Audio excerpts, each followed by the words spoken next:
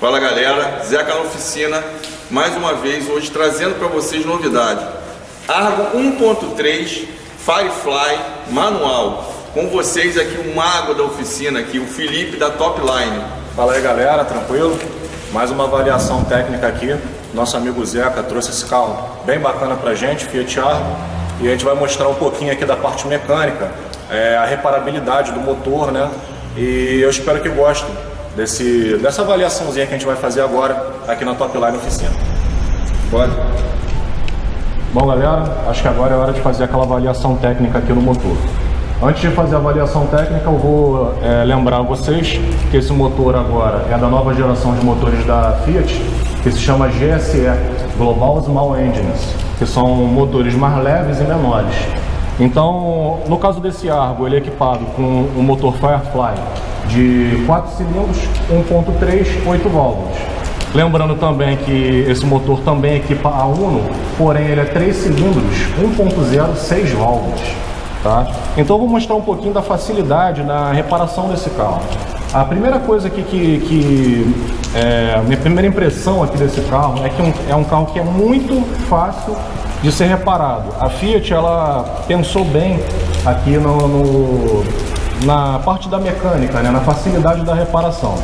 Então eu vou mostrar para vocês que com uma chave canhão de 10 mm eu facilmente já posso soltar essa tampa que tem um filtro de ar, né, e dar uma vista melhor aqui no motor do carro. Então vamos lá, eu vou soltar dois parafusos aqui, ó, 10 mm, uma chave canhão simples, a gente faz isso facilmente. Vou colocar aqui.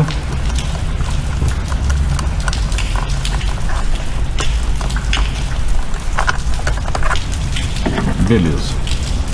Essa parte é apenas uma trava plástica, então com o próprio dedo eu posso empurrá-la para baixo e puxar essa mangueira para fora. Uma coisa que eu não gostei aqui, que o nosso amigo reparador tem que ter ciência, é de que essa mangueira que leva o ar até o filtro de ar, aqui a caixa do filtro de ar, ela tem 4 parafusos 8 mm e ela é meio frágil, tá? Então isso com o tempo pode acabar ressecando e quebrando. Então muito cuidado nessa parte. De preferência não desmonte, a não ser que você precise talvez substituir aqui um coxinho do motor.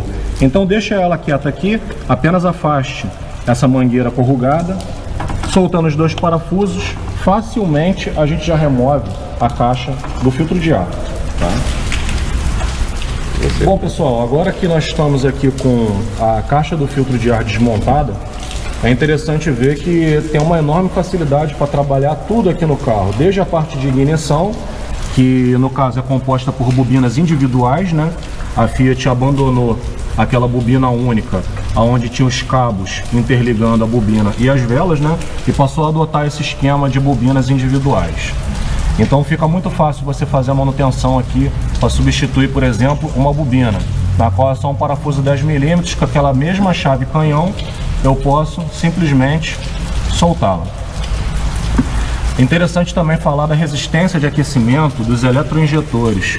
Nós temos uma resistência nessa extremidade esquerda aqui do tubo distribuidor e também temos outra resistência na extremidade direita.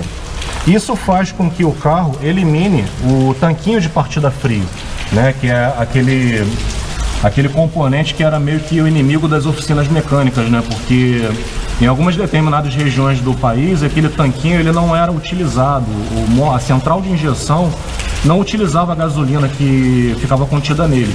Então, em decorrência disso, aquela gasolina acabava apodrecendo no tanque e era um prejuízo a mais para o proprietário do carro na hora de fazer uma limpeza e higienização daquele tanquinho.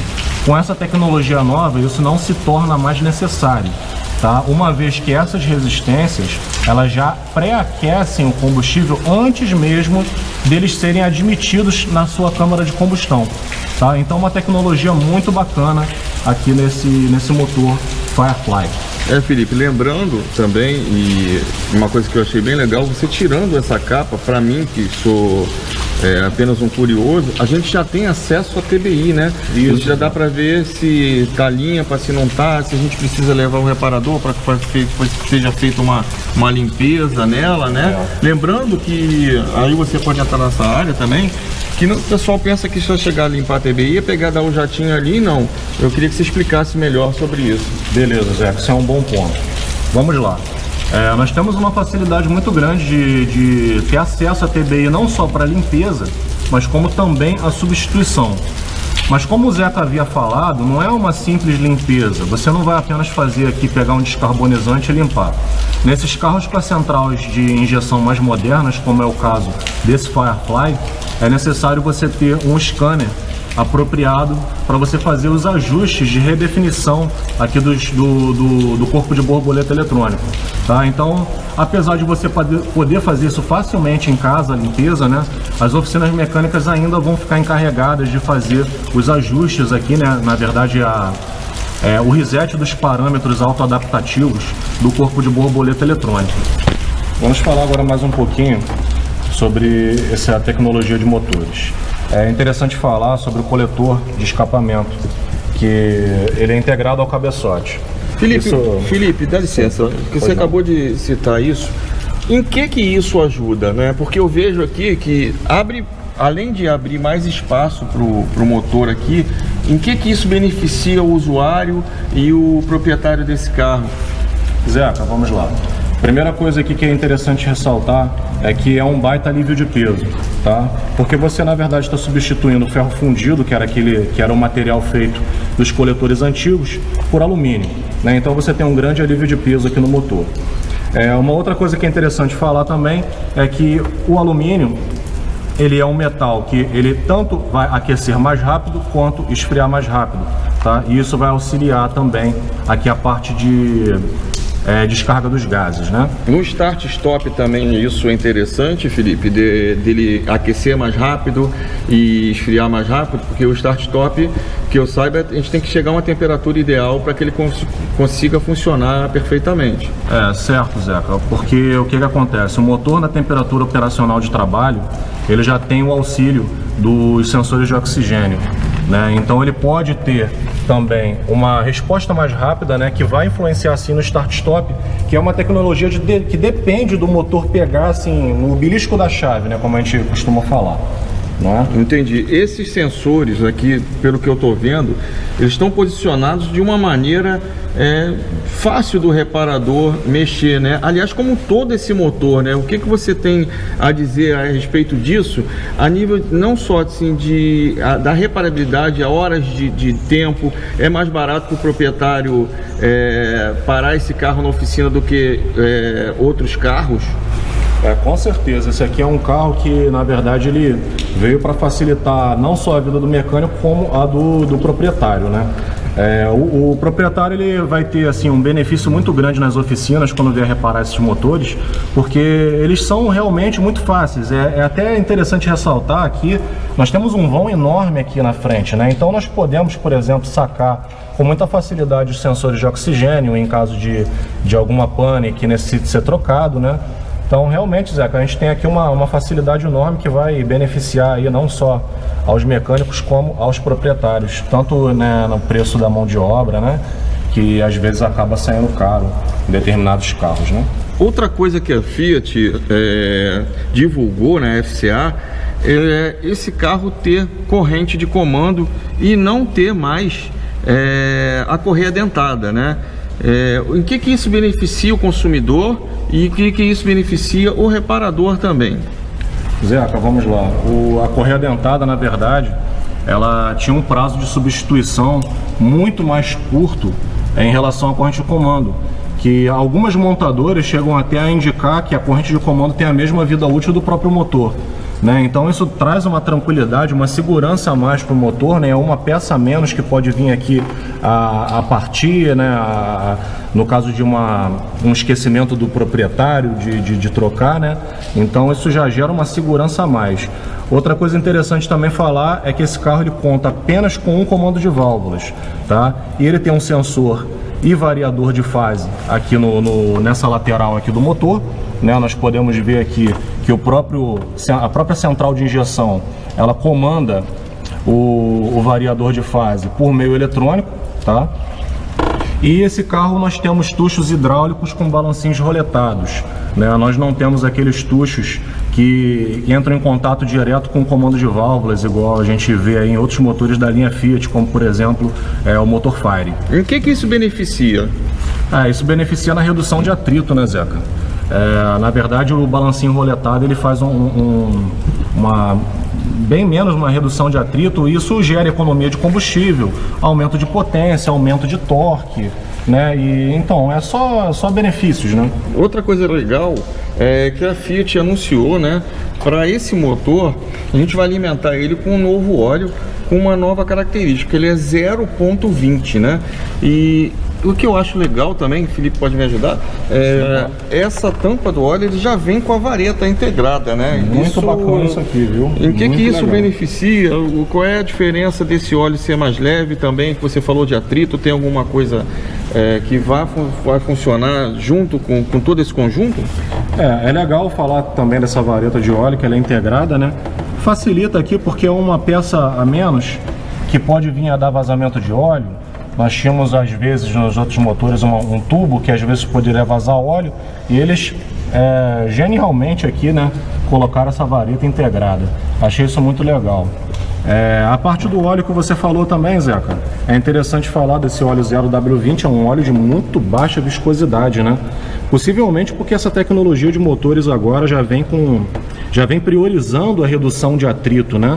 Então um óleo com uma viscosidade mais baixa, ele já ajuda muito na redução do atrito, então eu vejo isso como uma boa característica. Agora, Felipe, uma coisa que eu vou citar, não sei se você está sabendo, e também vou entrar como outra questão, você que tem Argo Firefly, tá? Existe uma adequação que foi feita pela Fiat. Os motores que saem, os primeiros motores, ele tinha aqui tipo um porta-copo que ele poderia juntar sujeira e água, tá? O meu motor já veio adequado. Se você tem esse motor com esse porta-copo, vá até a sua concessionária e eles vão tirar isso, não vai levar nem 5, 10 minutos, vão te atender bem lá. Agora, Felipe, em relação a esse óleo ser mais leve e trazer todos esses benefícios, é possível dizer que essa troca tem que ser adiantada ou que eu tenho que ter mais cuidado com a troca de óleo? E uma outra questão também que eu tenho muitas dúvidas, né? Sempre que eu trocar esse óleo e filtro, eu devo trocar o bujão? Qual é a sua opinião sobre isso? Bom, vamos lá, Zeca. Eu falo para todos os meus clientes isso. Na verdade, o óleo ele tem que ser trocado mediante o que o fabricante determina, nem antes e nem depois. Tá? Então isso é até interessante, eu não gosto de entrar em muitos detalhes em relação a isso, por quê? Porque isso às vezes acaba confundindo o proprietário. E eu tenho que trocar com 5 mil, com 10 mil e tal. Até o próprio uso severo ele também está escrito no manual. Então o proprietário do veículo que ele tem realmente o uso severo do carro, ele também está assim, respaldado pelo manual. O manual também vai indicar o prazo de troca do óleo também lá no próprio manual, né? Então eu gosto sempre de frisar isso. Sigam o que o manual do proprietário determina. Tá, Felipe, eu estou vendo aqui que essa é uma bateria diferente, né? Ela tem a característica para start-stop, né? Então, e o alternador também, eu sei que tem uma redução de gastos a nível que eu estou falando de reabastecimento elétrico do carro. Como é que isso acontece? O que você pode me dizer sobre?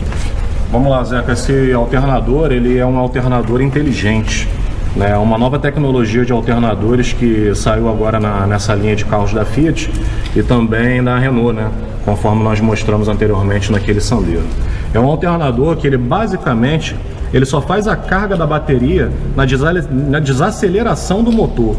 No momento da aceleração, ou seja, quando o motor ele pede mais performance, ele pede mais potência, mais torque, o alternador não irá atrapalhar o motor no desenvolvimento, né? Então isso vai facilitar também.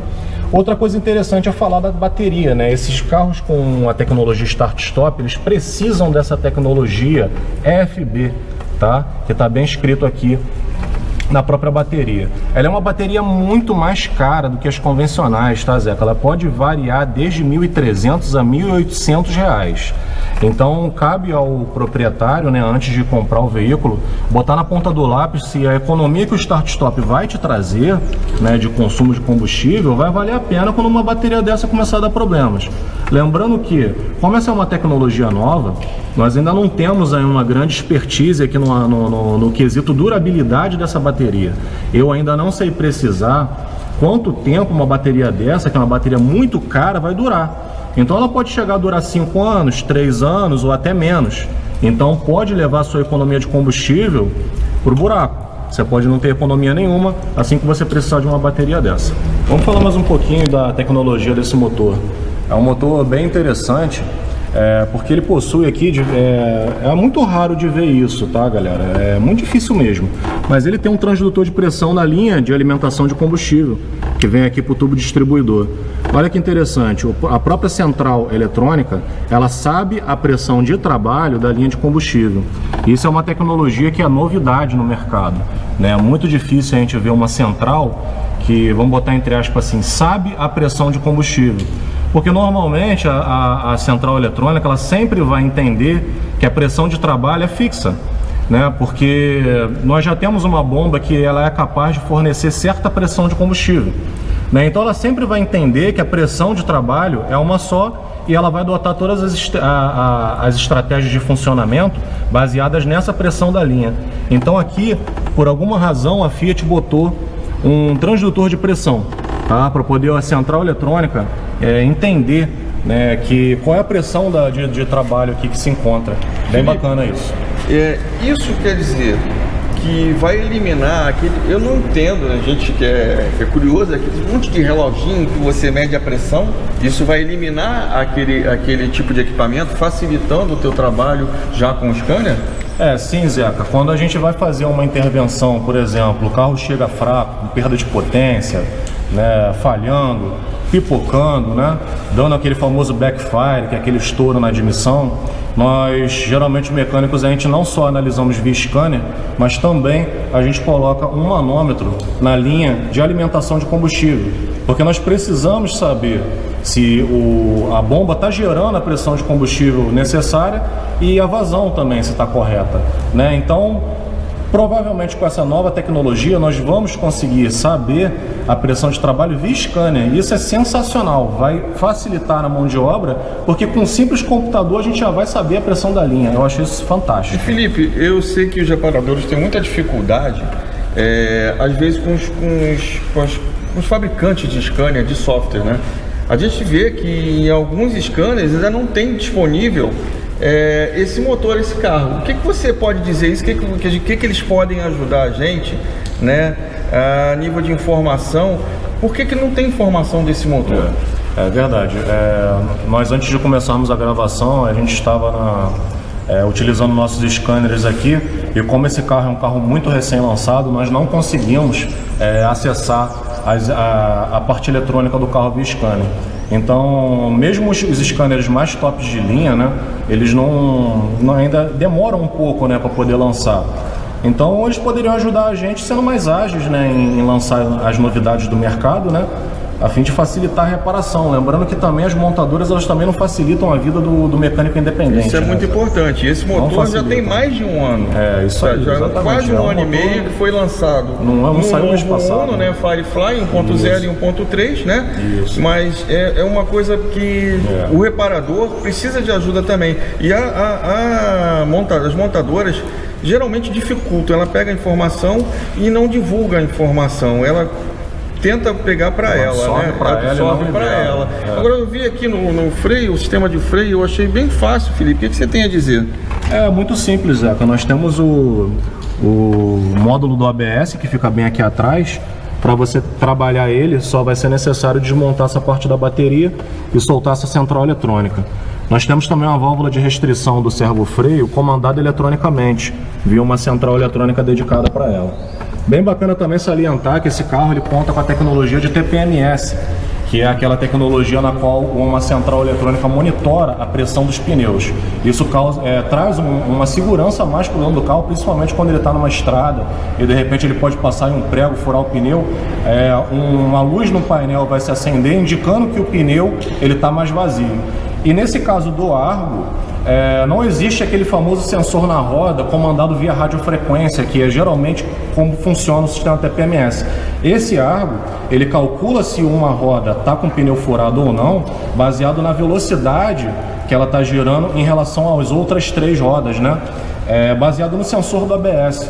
Então nós não vamos mais ter aquele sensorzinho dentro ali entre a roda e o pneu, que caracteriza um sistema TPMS convencional que a gente já está mais acostumado a ver. E isso facilita, né, Felipe? Porque o pessoal reclamava muito de pequenos defeitos, de pequenas falhas no TPMS, né? Sim, sim. A que nível isso facilita, bom para o dono desse carro? Acontece que é mais fácil, né? Porque aquele sistema TPMS antigo, às vezes os sensores se perdiam da central, então eles não se comunicavam.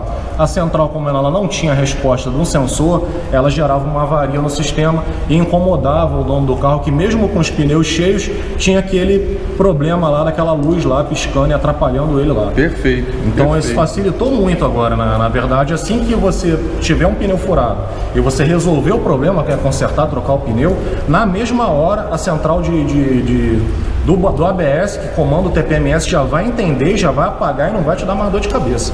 Bem legal. Agora, além de ser tudo muito espaçoso, eu que não entendo, a gente está vendo aqui o sistema de arrefecimento, né? E eu achei uma solução muito legal de você apertar aqui, você pode trocar a água. O que você pode dizer sobre a facilidade ou fragilidade de alguma coisa? Eu achei bem fininha essa mangueira. Lógico que tudo tem um estudo, né? Tudo MOPA, qualidade garantida aí, né? Pela FCA, mas facilita para você e para a gente. E outra dúvida, Felipe, qual o nível certo de aditivo para o sistema, né? E que isso protege ou é bom para o motor? Qual é o período também de troca? O que você pode falar como dica também, além de avaliar esse sistema? Vamos lá, Zé, tá bem lembrado falar sobre o sistema de arrefecimento. Nós temos esse reservatório na qual ele sai de fábrica com a proporção de 30% de aditivo à base de monoetilenoglicol para 70% de água puramente desmineralizada. Por que, Felipe? Por que de fábrica é diferente do que está no manual? No manual eu vi que está 50%. Por que isso? O que acontece é que muita gente acaba não tendo acesso a água puramente desmineralizada. O controle da fábrica é muito rigoroso na água desmineralizada que vem de fábrica. E isso acaba não acontecendo na manutenção posterior do carro. Então nós devemos, no caso, subir em 20% a quantidade de aditivo à base de monoetilenoglicol misturado com a água desmineralizada, que é principalmente para suprir, né, essa falta de acesso, né, à água desmineralizada que vem da fábrica. E os conectores, o que você achou? É fácil, é difícil? A parte de troca de fluido quando você faz uma limpeza? E qual assim, a periodicidade que deve ser verificado e que o cliente deve ter cuidado em trocar essa água aqui, em trazer o carro para a sua oficina ou para a oficina mais próxima ou para o reparador amigo para trocar isso aqui? Quais são as dicas que você dá a nível de arrefecimento? Legal. Nós temos no manual de serviço o período de troca do sistema da água, do sistema de arrefecimento, né, do líquido de arrefecimento. Porém, às vezes a gente também não tem, né? Essa informação às vezes fica meio confusa. Então o principal aqui a se fazer quando você for trocar o óleo do carro, tem até fazer aquela revisão básica, pedir para o seu mecânico abrir aqui o reservatório, né, tirar a tampinha aqui, ó, que é muito simples, e introduzir uma ferramenta que se chama termodensímetro. É com essa ferramenta que ele vai medir o grau de monoetilenoglicol que está presente no sistema. Lembrando que é esse monoetilenoglicol que ele tem a função de antifreeze, né, que é anticongelamento, e antifervura, que é o principal assim, ponto dele aqui no nosso país, né? Que não é um país onde que é muito frio, então o nível de congelamento não importa tanto pra gente. Mas o ponto de ebulição da água importa, e principalmente também o efeito de anticorrosão, né? Ele vai prevenir as partes metálicas do motor de sofrer aquela corrosão precoce, né?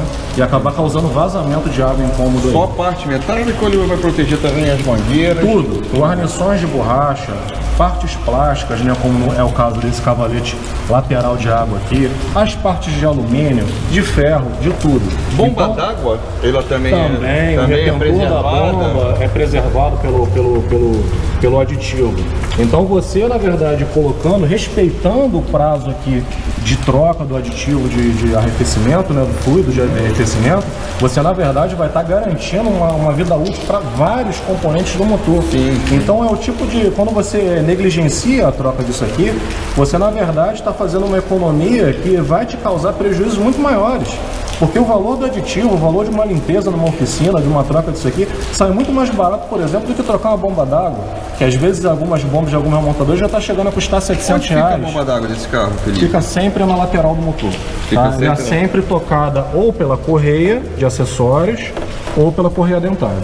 Tá? Existem alguns casos, por exemplo, como o motor da BMW, que está equipando a linha da PSA também, que é o THP, que ele já tem um mecanismo de variação da bomba d'água mediante ao que o módulo precisa. O módulo comanda um motor, um servomotor, que vai girar a bomba d'água apenas quando o motor precisa. Falando em variação e que o motor precisa, a FCA também anunciou que a bomba de óleo desse carro é variável. Em que isso ajuda o motor e o que isso pode baratear de reparação, pode trazer durabilidade? Zeca, isso aí geralmente foi por causa da redução de atritos também e ganho de potência. Porque a bomba de óleo, na verdade, ela tira uma potência do motor. Na verdade, qualquer agregado do motor, o alternador, uma bomba da direção hidráulica, a própria bomba d'água, o compressor do ar-condicionado, todos esses acessórios, eles vão retirando potência do motor. Então, na verdade, eles tentam fazer de tudo para que esses agregados, né, tirem o menor possível, gerando a maior eficiência possível do motor, né? Bacana. Então, a gente falou de basicamente isso. Óleo de arrefecimento, né? Agora o óleo de freio, né? Eu acho que a gente deu um pulo. Eu vou voltar aqui para ele. Qual a periodicidade e por que verificar sempre o óleo de freio, Felipe? Legal, Zé. A pergunta é boa também. A gente acabou esquecendo de falar sobre isso. O fluido de freio, ele é um fluido hidroscópico.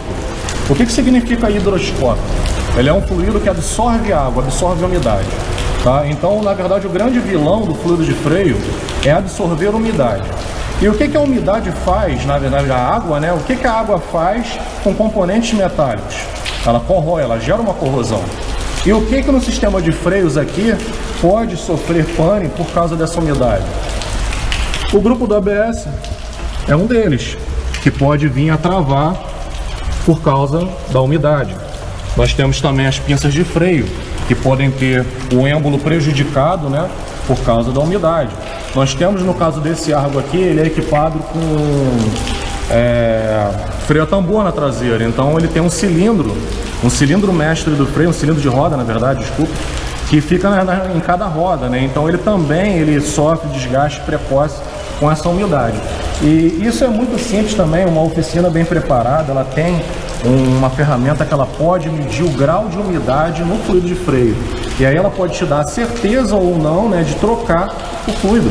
E isso é bem interessante. Uma boa oficina, ela vai poder te auxiliar na troca do fluido. Bem interessante também você verificar isso nas suas revisões periódicas. Sempre olhar. Não custa nada, é barato, é apenas uma ferramenta muito simples. E Felipe, tem algum cuidado especial em trocar esse óleo tendo o módulo de ABS?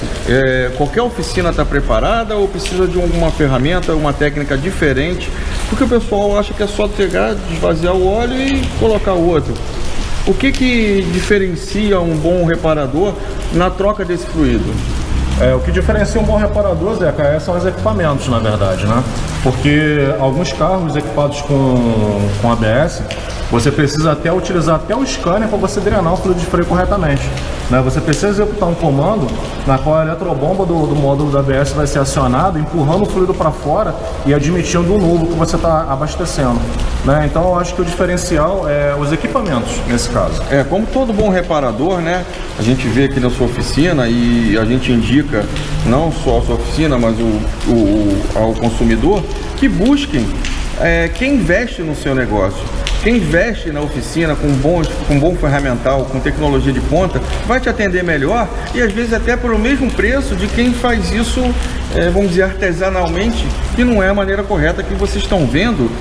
Podem ver aqui a quantidade de eletrônica hoje em dia de um automóvel, né? Não é só a parte mecânica, é muita coisa de eletrônica, né? Que entra o ferramental, e aí que entra o bom reparador, né, Felipe? Eu queria salientar uma coisa aqui, Zeca, que na verdade a oficina mecânica ela sempre cobra a sua mão de obra baseada na hora de serviço, no tempo que o mecânico vai levar em cima do carro. Então, às vezes você, por exemplo, levar o seu carro numa oficina que ela não é equipada, não é preparada, eu não estou dizendo que essa oficina não vai conseguir consertar o defeito, mas ela vai levar muito mais tempo do que uma oficina que tem o equipamento para testar. E isso vai acabar saindo até mais caro para você, para o seu bolso, né? Porque, na verdade, a gente sempre cobra a hora da mecânica, é sempre baseada em tempo, entendeu? Quem diz que é o contrário não está sabendo fazer os cálculos direito, entendeu, Zé? E é todo um preparo, né? É todo um preparo. Como eu falei, você tem que investir, não tem o software para esse carro, você vai ter que pagar justamente por isso. Eu não sei como são feitos esses pacotes, né? Mas nada disso é de graça. Você só acha que a pessoa compra um scanner, não é só o scanner que a pessoa compra, ela tem que comprar as atualizações, e não é barato, tá? Agora, Felipe, uma coisa que eu tenho, a gente vai fazer o undercar agora, uma coisa que eu tenho curiosidade também, aqui a gente tem os batentes, né, dos amortecedores. E eu tô vendo que é fechado isso. É fácil trocar? Eu vejo que é lacrado. Como é feito aqui nessa troca onde o batente parece que tá por baixo? Ah, legal. Isso aqui na verdade todo carro é basicamente assim, né? Nós temos os parafusos de fixação do coxinho do amortecedor aqui por cima. Alguns carros, né, algumas tecnologias aqui de cofre, né, o estilo, na verdade, de cofre de motor, às vezes deixa até isso escondido. Você tem que desmontar aqui essa parte frontal para poder ter acesso. Nesse caso aqui é muito simples, está aqui na cara do Gol, né? Nós apenas temos que soltar esses 3 parafusos 13 que fixam o coxinho aqui em cima. E lá embaixo a gente vai soltar o amortecedor da manga de eixo e a gente puxa ele por baixo, então ele sai por baixo. Basta a gente levantar no elevador, né? Ele não sai aqui por cima, ele sai por baixo. Para substituir o coxinho, a gente tem que soltar o amortecedor completo. Ok. Felipe, eu estou vendo aqui a parte de ar-condicionado. Como esse carro parece ser todo inteligente, todo bem pensado, o que você tem a falar? Tem alguma coisa diferente aqui? As correias de acessórios que estão aqui também? Você tem que falar sobre o tensionador, se a maneira de trocar, o que é mais fácil? O que você pode dizer desse carro? Zeca, o que eu posso te falar sobre a parte de ar-condicionado desse carro aqui é que ela é relativamente simples de mexer, porque toda a tubulação do ar aqui, ó, a tubulação da linha de baixa e a de alta estão em muito fácil acesso, né? Nós temos abraçadeiras plásticas que fixam ela. No caso de uma possível troca ou então até limpeza, né, desumidificação, é muito fácil soltar. Agora falar de tecnologia, eu não estou falando muito diferente não, se sendo sincero. Um compressor de polia magnética comum, tá? Nós temos aqui o transdutor muito fácil também, o transdutor de pressão do ar-condicionado muito fácil. As tomadas aqui da linha de alta, que pega bem aqui, e a da linha de baixa que está aqui, ó, também são muito fáceis para você chegar aqui com o manômetro e fazer na sua avaliação. Você tinha me falado de alguma coisa aqui que é mais fácil que você não gosta. Isso aí. Você pode ser. Vamos gerar uma polêmica aqui entre a galera da mecânica. Correia elástica. Eu tava falando com o Zeca que a gente tava tendo um papo descontraído aqui e eu falei, Zeca, ótimo que esse motor Firefly não tem aquela maldita correia elástica, que aquilo é o pesadelo. O mecânico que já trocou correia de motor Sigma sabe o que eu tô falando. Se você discorde aqui nos comentários, coloca nos comentários. Uma coisa legal também que eu achei diferente é aqui na ventoinha, né, Felipe? Eu vi aquele conector grande, eu não entendo. O que que você pode dizer da ventoinha? Você me falou que é uma ventoinha inteligente. Isso, ela na verdade é uma ventoinha de múltiplos estágios, né? A gente geralmente está habituado a ver ventoinha que arma o primeiro estágio, o segundo estágio, tem ventoinhas que tem até o terceiro estágio, não é? Mas essa ventoinha aqui, ela é comandada por pulso PWM. Então ela tem múltiplos estágios, os estágios dela são infinitos. A partir do momento que a central, por intermédio do sensor de temperatura que está bem aqui nessa lateral, capta a informação da temperatura do motor, ela vai fazer o gerenciamento automático aqui da ventoinha. Ela não vai apenas armar um estágio ou dois estágios. Ah, ok. Então ela tem várias velocidades. Tem várias infinitas velocidades. Dependendo do que o motor necessitar, da mesma maneira que o alternador faz e a bomba. Então é um carro muito inteligente que a gente está aqui. Muito inteligente. Essa parte aí ela está presente. Sai mais barato reparar esse carro então. É uma boa compra. Você acha que os serviços são bem mais rápidos, as trocas de peças, até né? a própria parte de revisão básica dele, tá tudo muito fácil. Tudo muito fácil. Certo. Então o mecânico que cobrar caro aqui vai tá querendo ganhar um dinheirinho. Vamos mostrar o filtro de ar? Vamos lá. Vou pegar o filtro de ar aqui a caixa. Eu vou apenas encaixá-la aqui na nossa TBI. Vou recolocar os dois parafusos com as arruelas.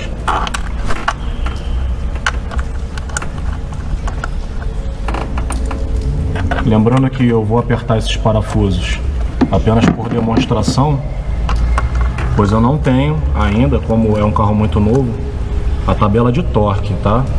Na dúvida, galera, se vocês não sabem qual é o torque necessário, se você não tem um torquímetro, nunca exceda o torque, tá? Dê um torque de leve. Às vezes o parafuso precisa de um torque muito menor do que o que você imagina que ele precise. Então apenas encostei, dei um torque de leve. E agora eu vou soltar esses parafusos Phillips. Muito fácil aqui é ter o acesso ao filtro de ar, olha só. São 5 parafusos Phillips.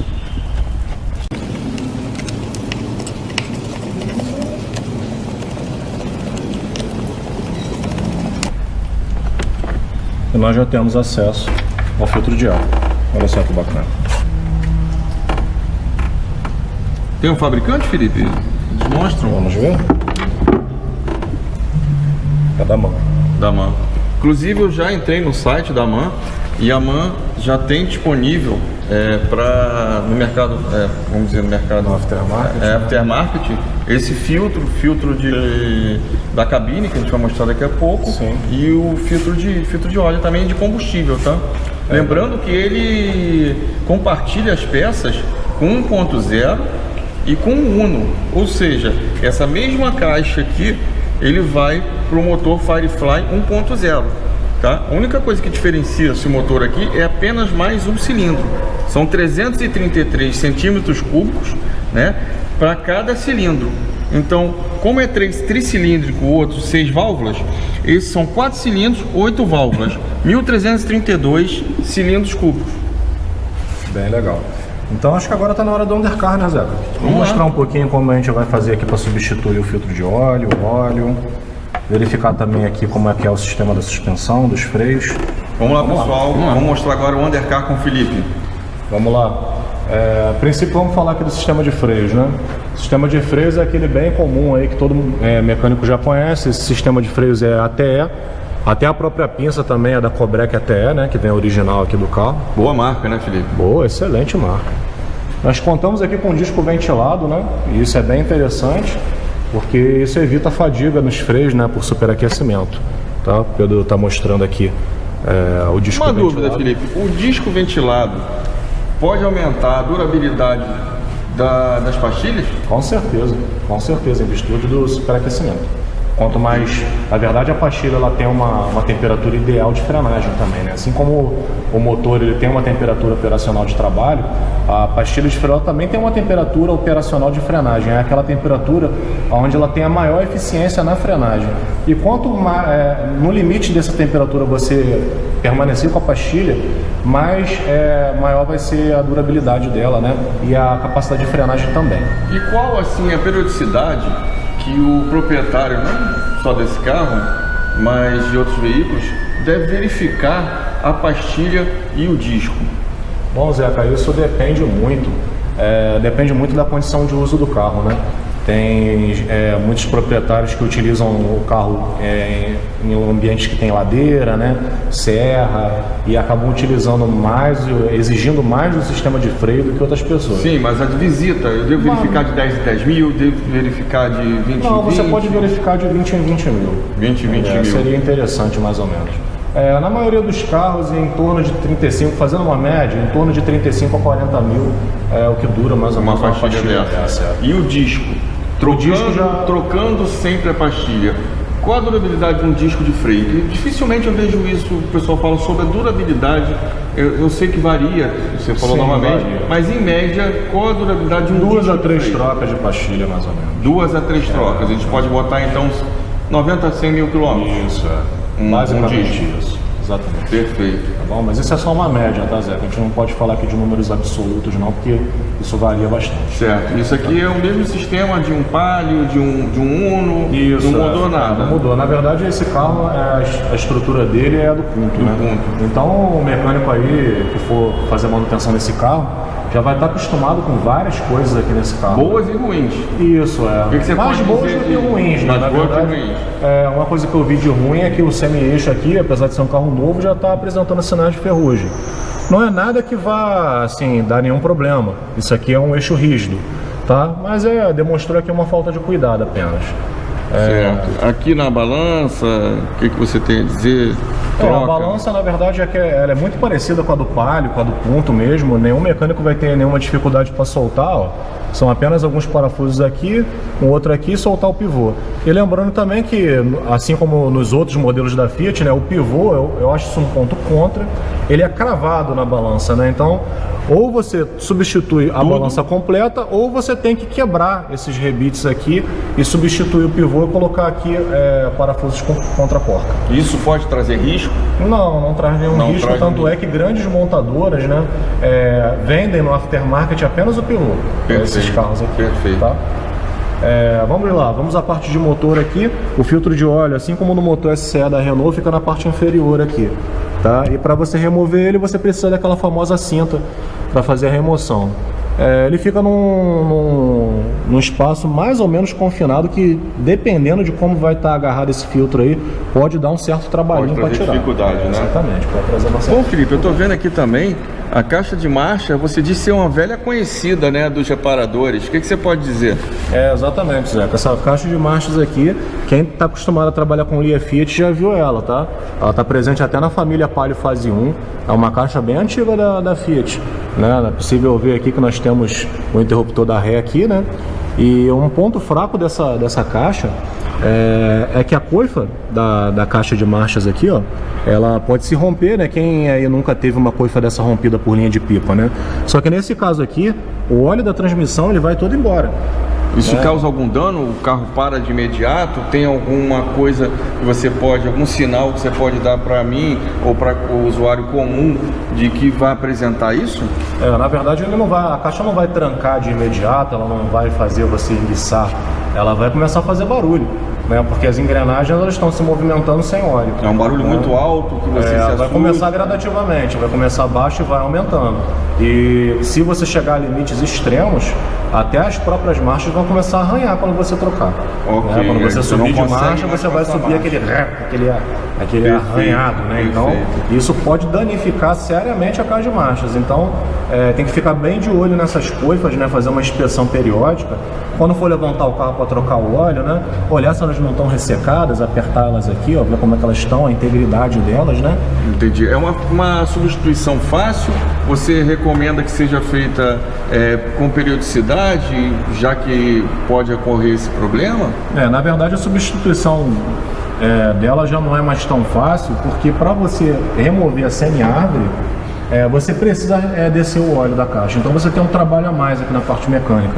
Existem alguns carros que trabalham com sistema de tulipa e retentor, e você consegue sacar a semi-árvore sem precisar de mexer no óleo da transmissão. Então aqui você vai ter que tirar tudo. Isso, para poder... A gente tem que remover ali, pelo menos abrir aqui a manga de eixo, separar ela do pivô, né, para a gente conseguir abrir e fazer a remoção dela, drenando o óleo da caixa. Bom, então, aproveitando, de quanto tempo eu devo ter atenção ou trocar o óleo da minha caixa? Porque o pessoal lembra muito do freio, lembra muito do motor, esquece a caixa. Exatamente. Acha que isso é for life, não é for life. Não, Com quanto tempo eu devo trocar e se nessa troca fica a critério do avaliador olhar se está ressecado, se olha, vamos trocar o óleo e vamos aproveitar e trocar essa coisa aí, na verdade, ela, sendo sincero, você não precisa nem ser nenhum reparador muito profissional, você apenas vai ver se ela não está ressecada, certo? Apertando ela aqui, ver se ela não está quebradiça, ver se não tem já nenhuma linha enrolada nela, que é muito comum aqui no Brasil, né? E de quanto tempo eu devo trocar ou verificar o óleo da minha caixa? Sempre no manual, Zeca, tem especificando o prazo de intervalo de troca do óleo da transmissão. É até interessante falar, realmente isso que você falou é verdade, as pessoas esquecem do óleo da caixa e não existe nenhum fluido eterno. Todo fluido ele tem desgaste, né?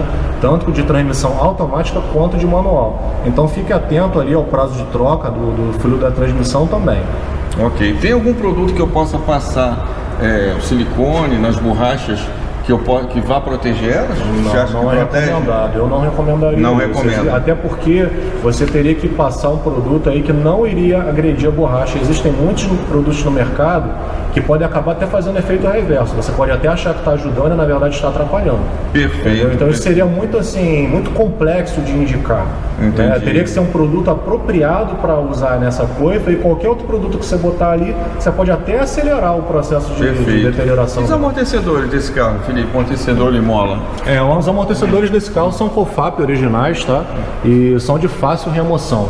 Ao contrário de algumas outras montadoras que utilizam um esquema que dificulta para remover o amortecedor, na qual a manga de eixo abraça o amortecedor aqui, no caso da Fiat é muito fácil porque apenas esses dois parafusos aqui já liberam o amortecedor da manga, né, da manga de eixo. Então é fácil de tirar, tem apenas que desligar a bieleta dele aqui, né, desconectar a bieleta. Soltar aqui você vê alguma fragilidade nessa bieleta, porque eu vejo muito reparador às vezes reclamar de bieleta nele, não sei se é algum carro específico. A troca é muito simples. Nesse muito carro fácil. Na verdade, de quase que qualquer carro, Zé, para trocar bieleta é muito fácil. Perfeito. Não tem outra dúvida que eu tenho, Felipe, essa é uma parte móvel, né? Na verdade é o flexível. Escapamento. O flexível do escapamento. Ele está presente aí justamente para amortecer ali o deslocamento do motor. Né? Lembrando que se isso aqui fosse uma peça inteiriça, com o deslocamento do motor, iria acabar fazendo rachaduras aqui no sistema de escapamento. Não ia durar nada. Eu vejo uma peça aqui diferente, né? Não é muito comum, né? É interessante falar que, na verdade, esse coxinho inferior aqui da transmissão, ele tem um desenho parecido com o de outros carros da Fiat Idea, por exemplo, né? A única diferença da Fiat foi que ela se preocupou nesse modelo de carro em colocar um contrapeso, tá? Talvez até para evitar aí vibração. Né? Então, nos outros carros da Fiat anteriores, nós não víamos esse contrapeso. Deve ter dado do Firefly. Do Firefly 3 cilindros, porque ele já é um motor mais vibrador. Talvez eles até aproveitaram a mesma peça e decidiram já colocar no de 4 cilindros também. Bacana, eu tô vendo que veio só para ajudar. O escape é todo Mopar, né? Também tudo Mopar. E aqui não tem solda, né? É um encaixe, né, Felipe? Isso, é um encaixe. Isso não é muito comum, né? Isso é legal. Não é muito comum. Isso é legal porque para você trocar o abafador, né? Quem nunca teve aí um carro antigo, que isso aqui já apodreceu, né? Então isso facilita de trocar, né? Você apenas tira essa abraçadeira metálica daqui e com um jeitinho você consegue remover só essa parte traseira aqui do abafador. Eixo rígido, né? Barra de torção, na verdade. Barra de torção? Isso, Na verdade é um sistema de suspensão confiável. É oco, né? Isso, é oco. Para aliviar peso? Na verdade a Fiat mudou o desenho dessa barra de torção. É a primeira vez que eu estou vendo ela desse jeito. Sempre os carros da Fiat são equipados com essa barra, mas era um desenho diferente. Então essa tubulação é oca, ela não é inteiriça, tá? Nem precisa ficar preocupado com peso aqui, porque isso aqui é muito leve. E resistente, né? Bem resistente. Resistente. Isso aqui não é uma peça que dá defeito, né, Zé? Isso aqui é algo muito simples e justamente pela simplicidade é que faz a robustez da peça. Então, a única coisa mais frágil aqui são essas duas buchas que também nunca dão defeito. Muito difícil. Entendi. Muito difícil apresentar folga nessas buchas aí. E aqui tem um tanque, né? Estranho porque eu tô acostumado, não sei se você, tanque de plástico. E eu tô vendo que esse aqui é alumínio, né? É um tanque de alumínio. Na verdade, a Fiat utilizava plástico, né? Ela trocou por esse tanque de alumínio e eu não achei isso legal, não. Na verdade, eu prefiro plástico por ser mais leve, né? Bem que o alumínio também é uma peça leve, né? Mas não deve ser tão também é uma leve. peça leve, mas eu acredito que o plástico seja bem mais leve. Será que foi para não ter corte, não ter evitar? Zeca, eu vou ficar te devendo essa informação, mas realmente eu não sei explicar o porquê que eles decidiram mudar, não. Eu acho assim que a única vantagem do tanque de alumínio é que no caso de uma colisão aqui por baixo, né, você passar em alguma coisa que possa agredir, o alumínio ele te dá uma liberdade de torção sem rompimento, ao contrário do plástico, que poderia romper e esvaziar o seu tanque e iniciar o seu e carro. lembrando, esse carro ele tem 15 centímetros, são 149 milímetros do chão.